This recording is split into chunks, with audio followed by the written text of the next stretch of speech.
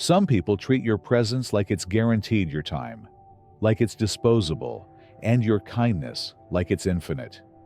They act as if you exist to absorb their stress, fix their mess, or carry their emotional baggage without ever asking how heavy it's become for you.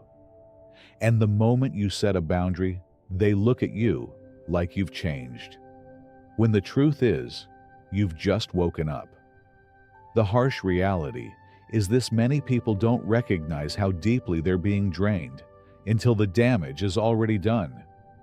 You're left wondering why you're always exhausted, why conversations feel like battles, and why the people you love most leave you feeling the most hollow. One woman I worked with, let's call her Lena, had spent her entire adult life being the go-to for her family. She brought food to sick relatives, lent money without hesitation, and never missed a single family obligation. But when she asked for a ride to a medical appointment after surgery, no one showed up. That's when it clicked. This wasn't love. This was a one-way transaction disguised as loyalty. And that's what this video is about. We're going to expose 5 specific behaviors that you should never tolerate from anyone. Not your boss, not your romantic partner, not even your own family. Because if you don't name the disrespect, it becomes your reality. And if you keep making excuses for others, you'll eventually have none left for yourself. This isn't about bitterness. It's about boundaries. It's about protecting your mental clarity, your emotional energy, and your peace of mind before you're forced to rebuild yourself from burnout and betrayal. If you've ever felt emotionally manipulated, guilt-tripped into silence, or exhausted by relationships that only take but never give, this message is for you. Drop a comment if it resonates. Hit subscribe if you're ready to build real emotional resilience. And let's get into the 5 patterns that no Stoic-minded person should ever allow in their life. Let's begin. 1. Constant criticism. It rarely starts with something obvious. There's no explosion, no dramatic betrayal. It begins with something subtle, an offhand remark about your tone of voice, a smirk when you express excitement, a casual jab at something you're proud of. And then it continues. Piece by piece, day by day, your sense of self erodes. Not because you changed, but because someone close to you kept suggesting that who you are isn't quite enough. This isn't about one bad comment. It's about a pattern, a slow, methodical assault on your confidence disguised as conversation. Constant criticism is not just draining, it's disorienting. It destabilizes your internal compass, causing you to question your instincts, your passions, even your identity. Over time, you begin to hesitate before you speak. You second-guess your ideas. You stop taking up space in rooms where you used to feel safe. And here's what makes it especially dangerous. It often hides behind the mask of concern. People call it just being honest or tough love. They claim they're trying to help you grow, when in reality, they're trying to control how you see yourself. Constructive feedback is grounded in clarity, respect, and the desire to see someone improve. It is specific, and it uplifts even as it corrects. What we're talking about here is something else entirely: a strategy of erosion, not elevation. This kind of criticism isn't about your actions, it's about your essence. It isn't aimed at growth, it's aimed at control. For many, especially those raised in households where emotional invalidation was routine, this form of psychological wear and tear becomes frighteningly familiar. When your own parents, siblings, or spouse repeatedly point out your flaws while ignoring your strengths, it's easy to internalize the message you're never quite good enough. But repetition does not make a lie true. It only makes it feel normal. From a psychological standpoint, this is more than uncomfortable. It's dangerous. Research has shown that constant negative feedback from emotionally close relationships can rewire your brain's fear and threat responses.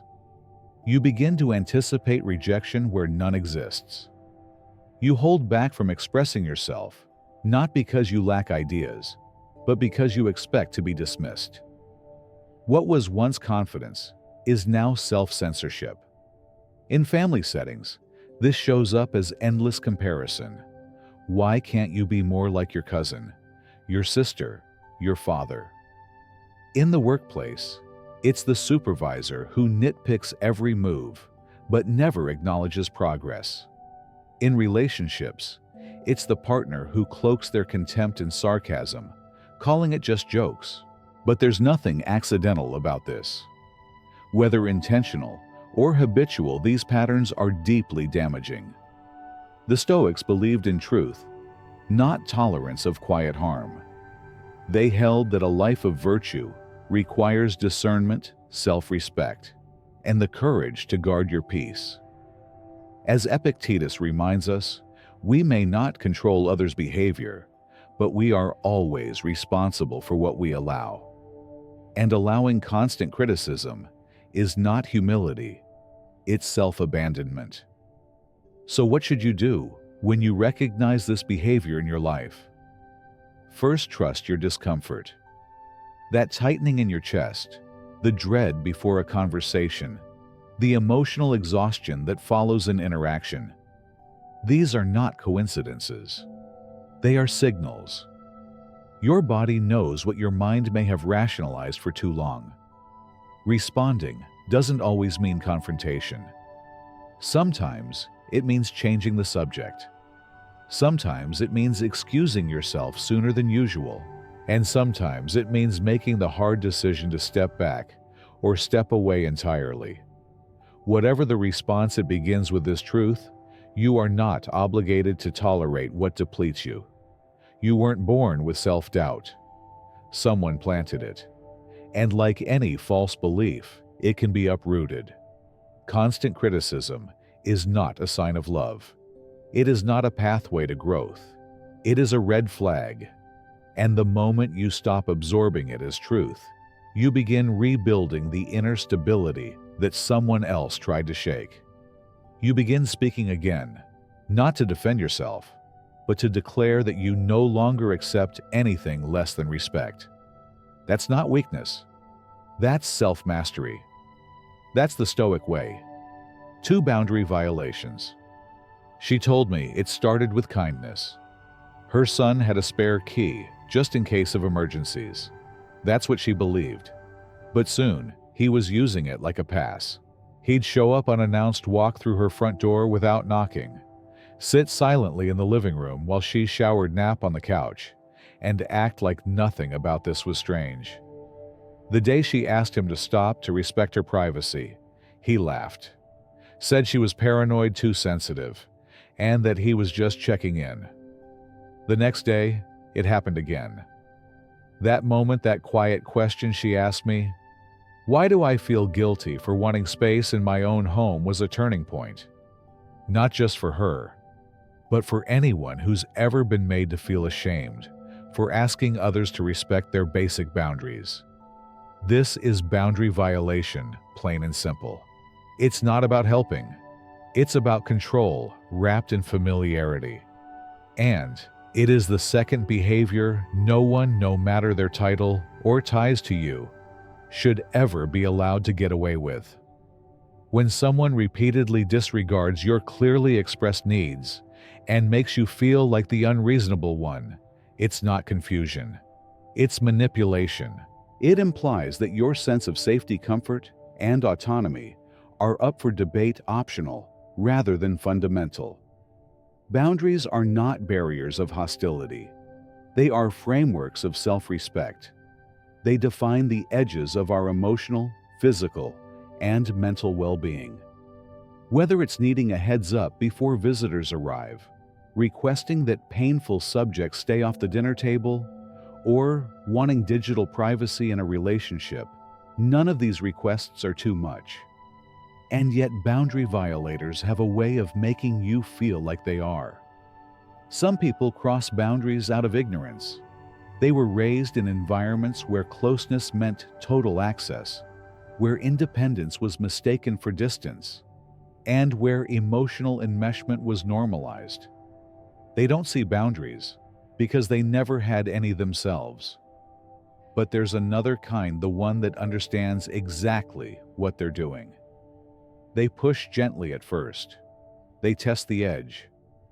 A little intrusion here, a minor offense there, and when you finally speak up, they act wounded. They accuse you of being cold, ungrateful, or distant. They shame you for having standards they don't want to meet. These subtle, persistent intrusions are often the most damaging. The coworker who mocks your beliefs under the guise of humor. The parent who casually brings up your insecurities in front of others. The friend who never repays a favor but always expects one. The partner who checks your messages and then gaslights you for noticing.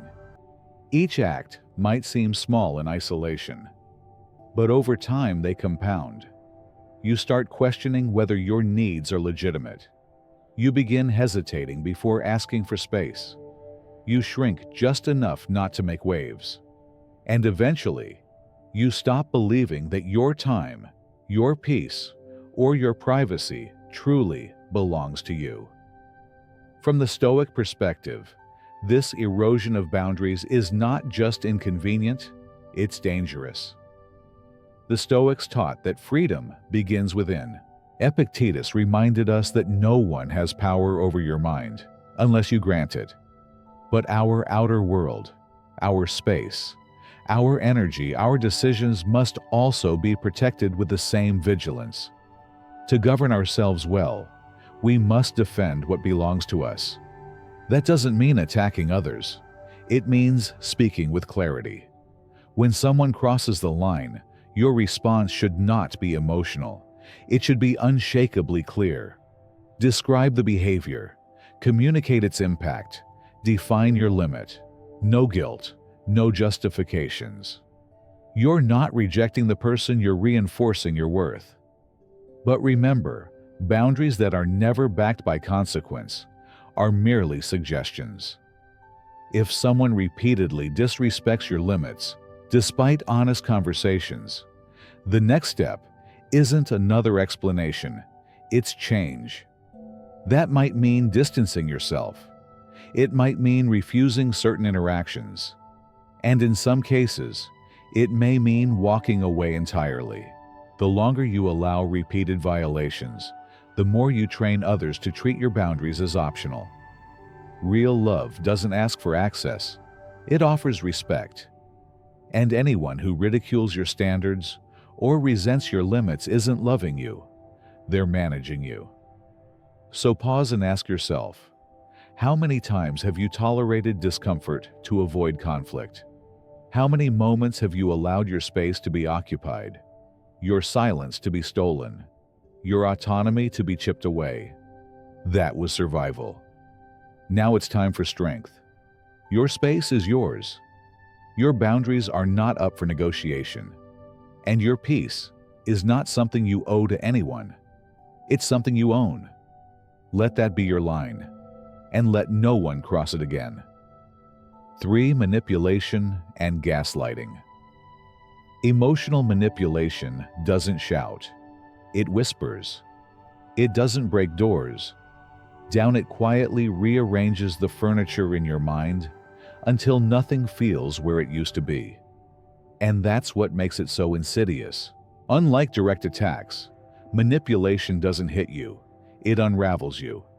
Gaslighting, its most devastating form, doesn't argue with your thoughts. It replaces them, slowly, strategically, until your own voice becomes unfamiliar. I once spoke with a man who said something I'll never forget.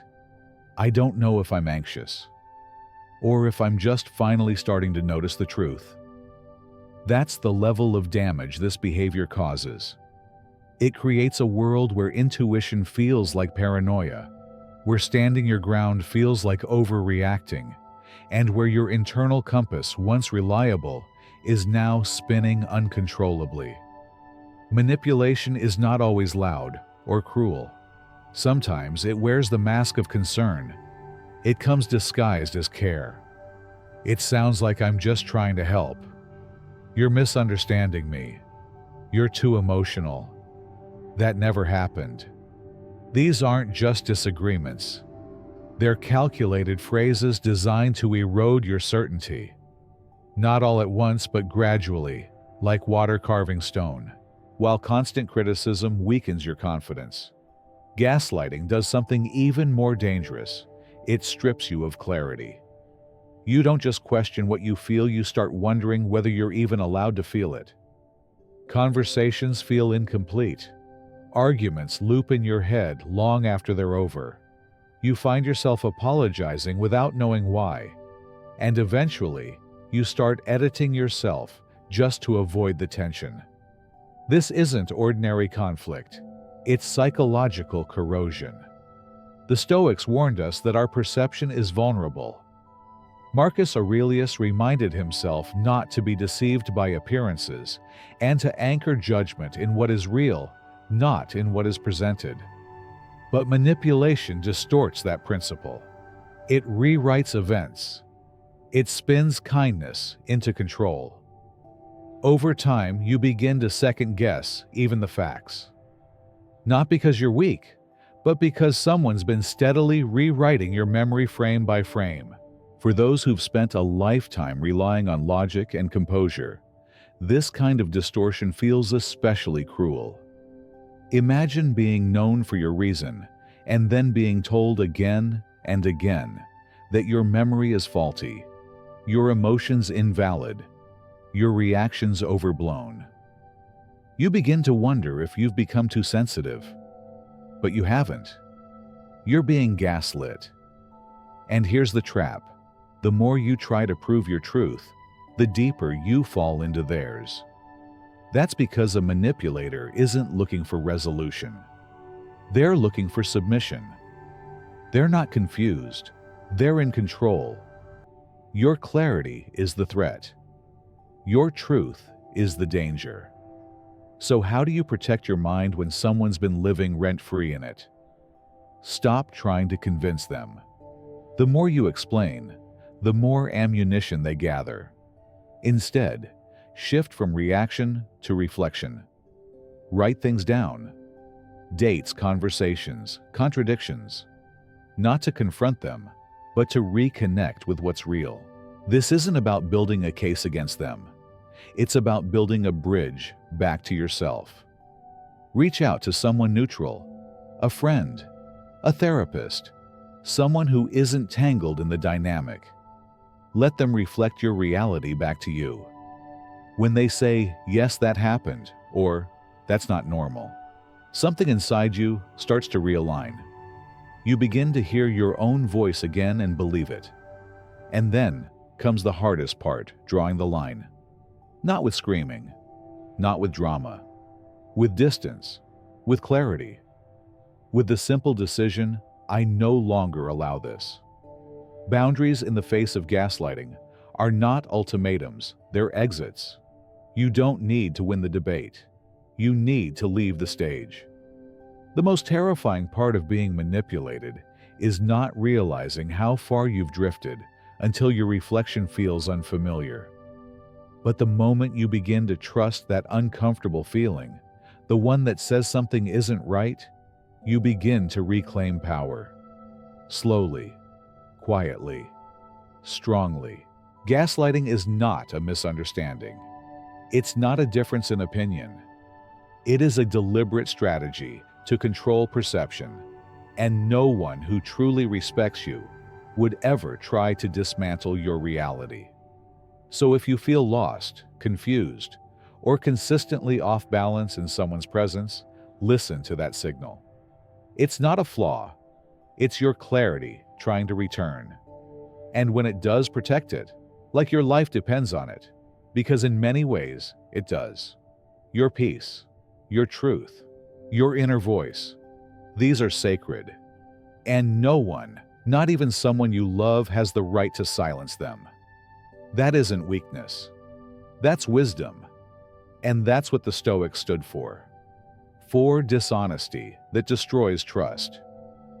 There's a unique kind of silence that descends the moment you realize someone looked you in the eye and chose to lie. Not a slip of memory, not a misunderstanding, but a calculated falsehood delivered calmly, wrapped in familiarity. In that split second, something deeper than trust fractures. Reality itself begins to feel less stable. What made sense a minute ago now feels hollow, and you're left questioning what was real and what was performance. This is the weight of dishonesty. Not just once, not just occasionally, but as a pattern. And it's the 4th behavior that should never be tolerated, not in your personal life, not in your home, and certainly not in your mind. Some lies arrive with smooth charm. Others wear the mask of good intentions. But the result is always the same erosion. Emotional erosion, spiritual erosion. The kind that wears down your ability to believe not just in others, but in your own perception. It's rarely the bold, dramatic lies that do the most damage. It's the daily drip of deceit, the harmless seeming untruths, the careful omissions, the little contradictions that keep you off balance. A white lie here, a broken promise there, shifting stories that almost add up, but not quite. You start second-guessing everything. Was that what really happened? Did they say that? Or am I remembering it wrong? And the more it happens, the more unstable your foundation becomes. Because consistent dishonesty doesn't just change how you see them, it changes how you see yourself.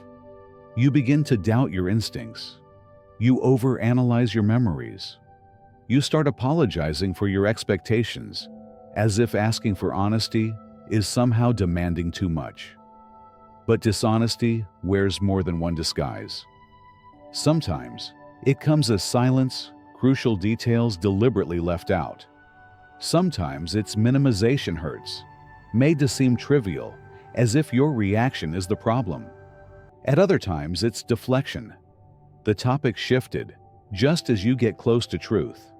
And sometimes, it's betrayal dressed in affection, words of reassurance, paired with behaviors that quietly destroy you from behind the scenes. What makes this so dangerous is how normalized it becomes. In a culture that glorifies manipulation as emotional intelligence and reframes deception as protecting feelings, people learn to accept dishonesty as a necessary evil. Everyone lies, they say. You're overthinking. If you really trusted me, you wouldn't ask. Slowly, their lies become your shame. But here is the truth: the Stoics never flinched from a person who consistently lies, is telling you something deeper than words ever could. They're showing you that their comfort matters more than your clarity, that their convenience outweighs your emotional safety, and that the trust you offered freely is something they feel entitled to gamble with. For the Stoics, truth wasn't optional, it was essential. Seneca called it the first law of friendship. Epictetus taught that without truth, no meaningful judgment could exist. Honesty was more than a virtue. It was a practice, a discipline, a way of life. Because a relationship without honesty isn't a relationship. It's an illusion maintained by fear, not trust. So what do you do when someone keeps lying? You stop fixating on their apologies. You begin watching what they actually do. Do they change? Or do they circle back to the same pattern once you've relaxed again? Do they take responsibility or only perform guilt to delay consequences? And when words and actions don't match, trust the actions. It's not your job to reform their character. You are not their therapist. You are not their second chance. The more time you spend trying to decode their dishonesty, the more of yourself you lose in the process. You become an emotional accountant, tracking inconsistencies, collecting receipts, building a case they'll never accept anyway. Instead, redirect that energy to yourself. Protect your sense of reality. Create distance if needed. Enforce limits that don't rely on their agreement.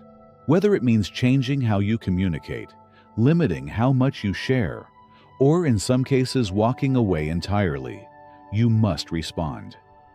Because the only thing more damaging than being lied to is choosing to remain where truth is optional. You're not asking for perfection. You're asking for honesty. That's not rigid. That's self-respect.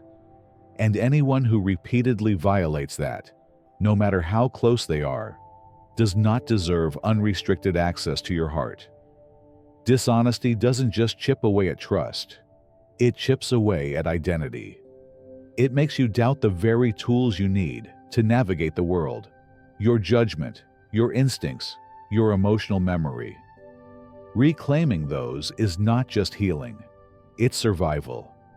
You don't need to explain why the truth matters. You already feel it in your chest, in your anxiety, in that dull ache of not knowing where you stand. So choose clarity, choose consistency, choose yourself.